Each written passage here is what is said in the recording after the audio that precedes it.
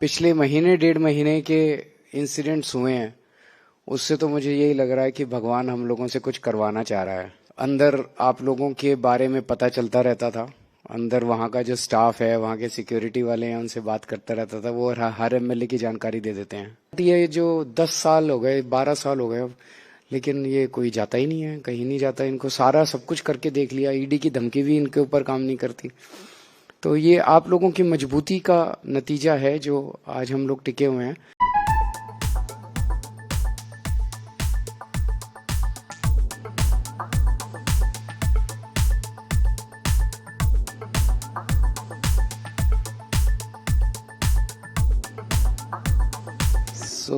आप सब लोगों से आज मुलाकात करके इतने दिनों के बाद मिलके बहुत अच्छा लग रहा है।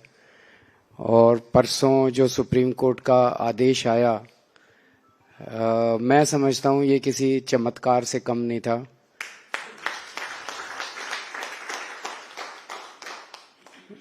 और जो पिछले महीने 1.5 महीने के इंसिडेंट्स हुए हैं, उससे तो मुझे यही लग रहा है कि भगवान हम लोगों से कुछ करवाना चाह रहा है।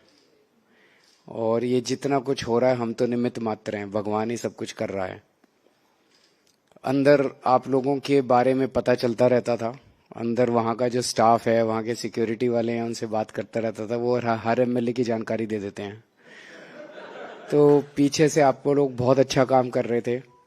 मेरे को यही चिंता रहती थी कि अगर मेरे अंदर जाने की वजह से दिल्ली के अंदर काम रुक गए, अस्पतालों में दवाइयाँ मिलनी बंद हो गई, बिजली में गड़बड़ हो गई, पानी में दिक्कत हो गई, तो फिर इनको एक बहाना मिल जाएगा। चुनाव के बीचों बीच हम लोग एक तरह से नैरेटिव हार जाएंगे। लेकिन आप सब लोगों ने बहुत अच्छा काम किया अपने अपने इलाके के अंदर और सारी चीज़ों को संभाल के रखा।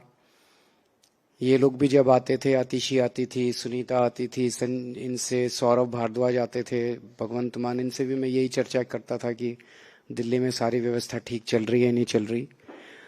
अभी सही बोला आप लोगों ने। इनका पूरा प्लान ये था, जो बीजेपी वाले भी गिरफ्तारी के पहले जब बीजेपी वाले मिलते थे तो वो यही कहा करते थे कि अब आपको गिरफ्तार करेंगे, आपको गिरफ्तार करने के बाद आपकी पार्टी तोड़ देंगे, दिल्ली में सरकार गिरा देंगे, फिर उधर पंजाब में किसी भी तरह से आपके एमएलएज को करके वहाँ पे, और फिर भगवंत मान को अपने साथ ले लेंगे।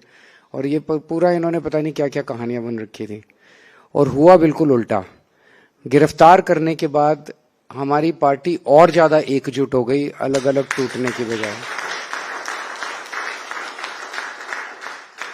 ना ये हमारी सरकार गिरा पाए, ना ये हमारे एमएलए तोड़ पाए, ना ये हमारी पंजाब सरकार के ऊपर डेंट कर पाए। इनका पूरा का पूरा प्लान फेल हो गया। उल्टे पूरा पॉलिटिकल नैरेटिव जो पूरे देश के अंदर था, वो नैरेटिव इनके सबके खिलाफ चला गया। और इसके लिए सबसे ज्यादा बधाई के पात्र आप लोग हैं। मुझे पता चला आप में से कई लोगों को इन लोगों ने टच करने की कोशिश की, इन लोगों ने कोशिश की तोड़ने की, तरह तरह से लालच देके, धमकियां देके। मैंने इंडिविजुअली आप लोगों से, मेरे को पता चलता रहता था किस किस को टच कर रहे हैं, लेकिन कोई नहीं टूटा। आप लोग सब लोग मजबूत रहे। मैं इसके लिए, पार्टी भी और देश भी गर्व महसूस करता है आप लोगों के ऊपर। लोगों को यकीन नहीं होता ये पार्टी कैसी है।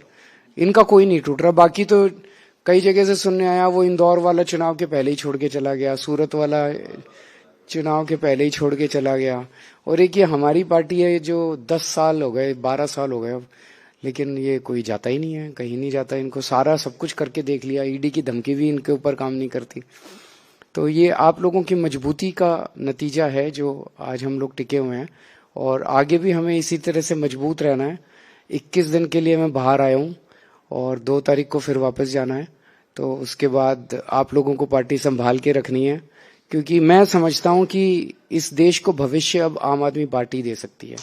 बाकी सारी